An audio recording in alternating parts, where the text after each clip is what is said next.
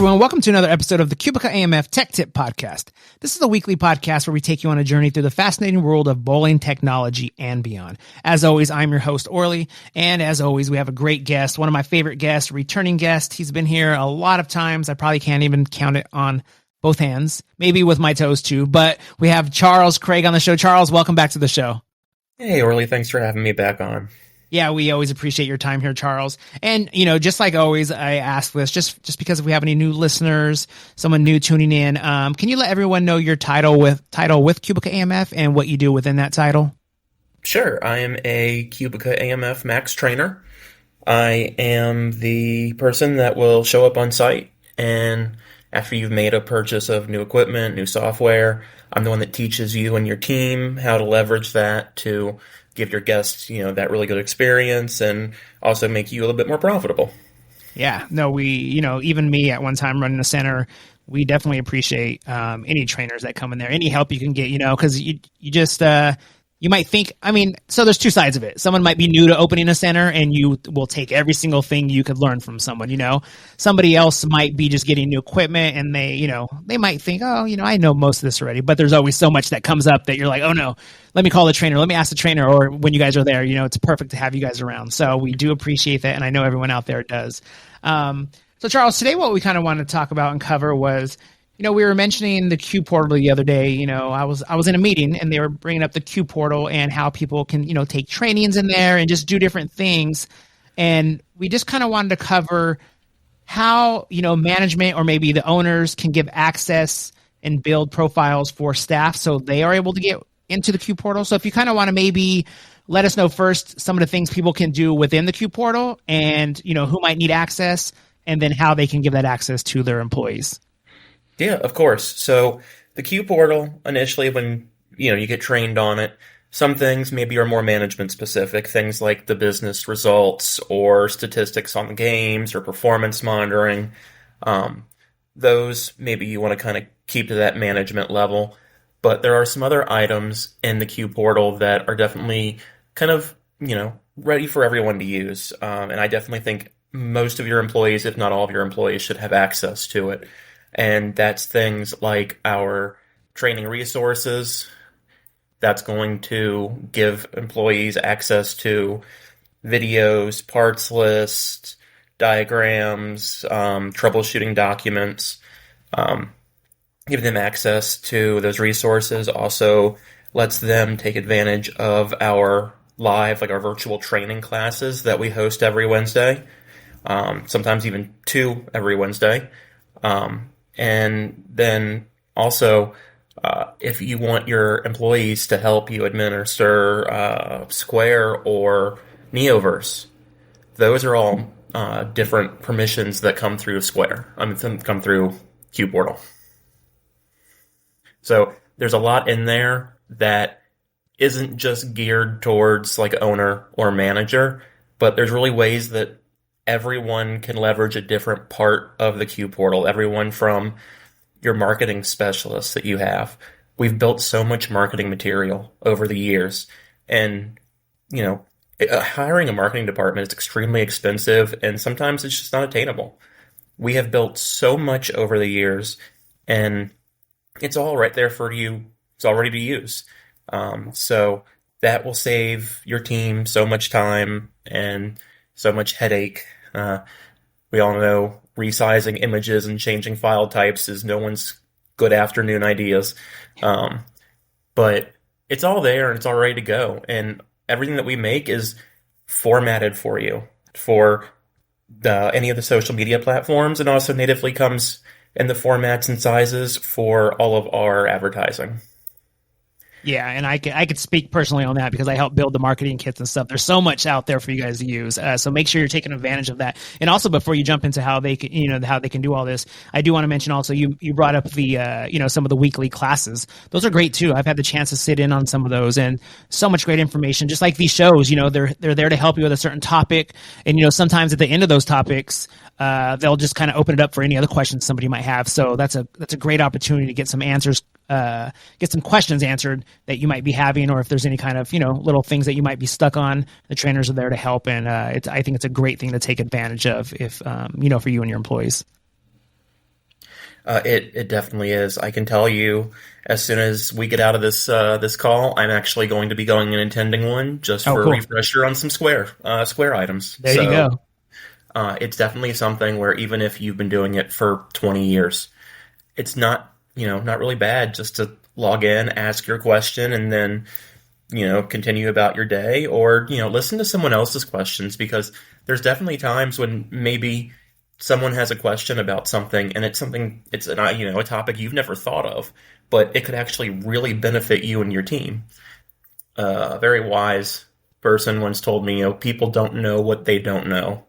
And, listening Yeah. and listening, maybe you find some of those blind spots that you've developed over the years. Not to get sidetracked, but one quick story real quick. Once I was I was in a college class, and I would kind of raise my hand, and then, I put it back down, and then the teacher was like, "Oh, did you have a question?" And I was like, "No, I think I'm good." And she's like, "Are you sure? Because sometimes, your question, somebody else might have that same question," and nobody else was raising their hand, and I was like, "Okay, well, actually, I was wondering," and I asked this question, and like 7 other people were just like, "Oh yeah, I was wondering the same thing. I just don't want to ask." So yeah, it does. Just like what you're saying, sometimes your question might be something else that somebody else was wondering, and if you could all get it answered, then that helps everyone. Oh, yeah. So, talking about Q Portal and how to actually get in there. Of course, the owner of the business is going to have, free range over everything in the Q Portal.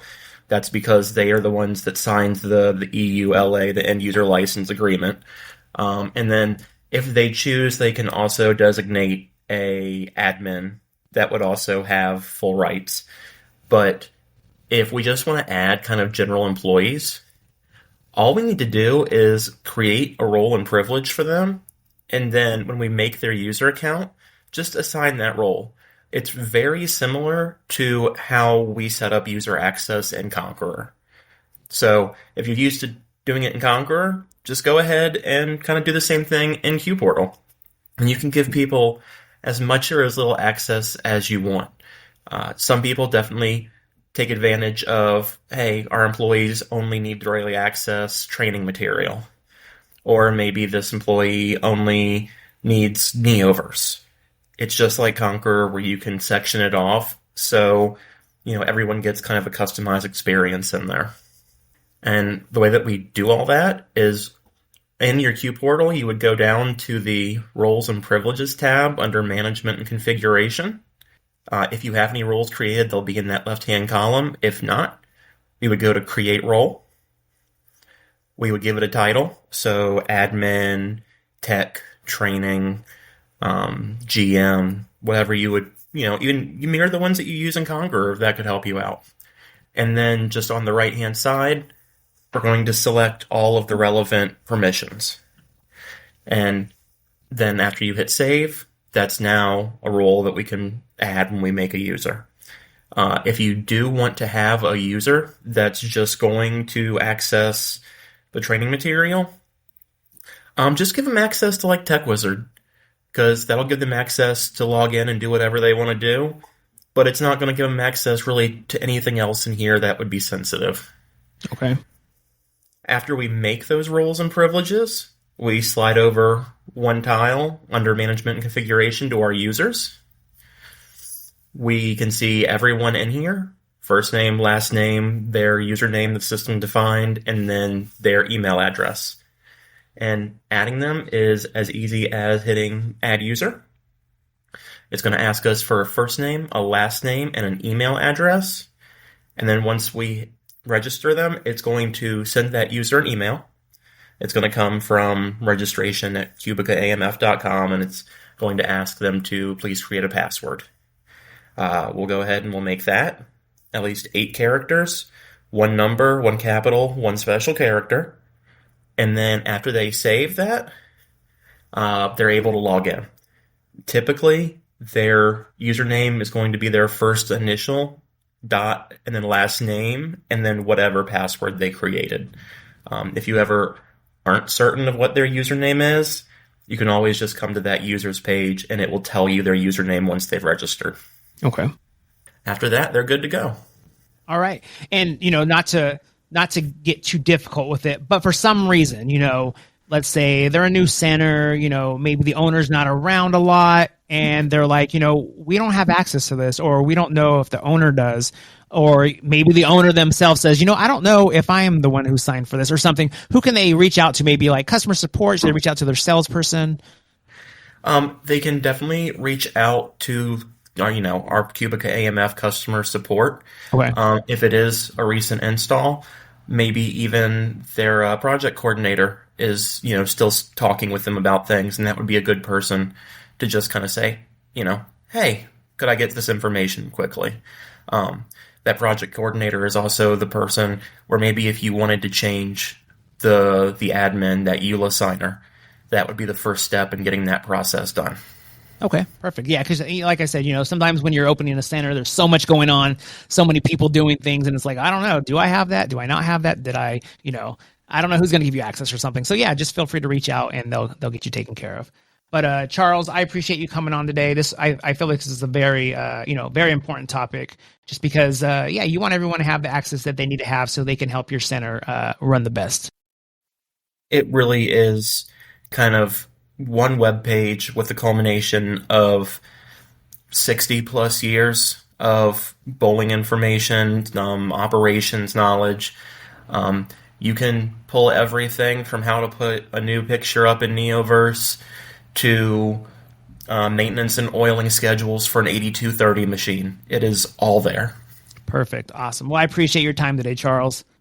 Yeah, thank you for having me. It's always great to be here. And everyone out there listening, thanks for listening today. The Cubica AMF Tech Tip Podcast. We're here each week to support centers like yours with expert advice and the latest in bowling innovation. Don't forget to subscribe so you never miss an episode, and be sure to share this podcast with your team, coworkers, or anyone who could benefit. Until next time, we will talk to everyone again soon.